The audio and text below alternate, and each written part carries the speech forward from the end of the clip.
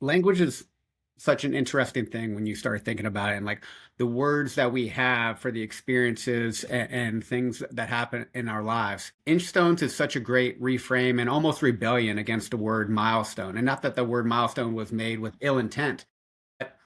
Words like typical versus atypical.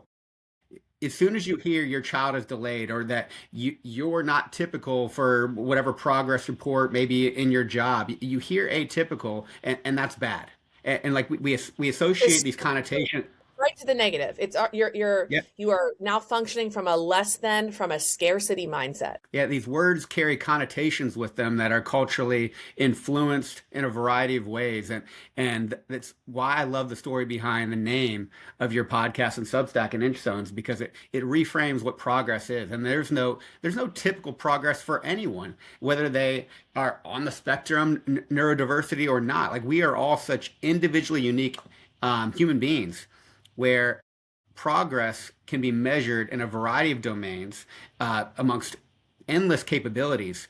So to look at it from a mother standpoint of I know the progress in my child more than anyone else in this world, and you can see that better than any standardized assessment ever could. It's again such a beautiful reframe for what progress truly is.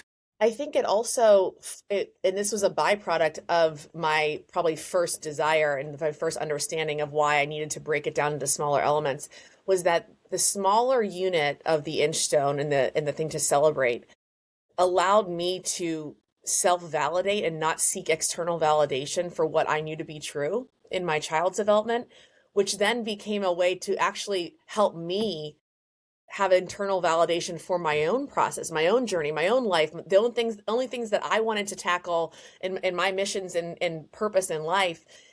It again, that's why it gave me back tenfold what I was even originally going into it as, because it then allowed me to do the same for myself, to give myself the grace to break down some of the processes that I was realizing probably I had such external focus on why I wanted to do something and wasn't internally, intrinsically motivated to. But then when you break it down, gosh, that validation then comes from within. And I think that so it became this like mirror effect with my kids who, for all intents and purposes, were not at all where the world told them they should be, yet they were still growing and becoming. And it allowed me to then do the same for myself.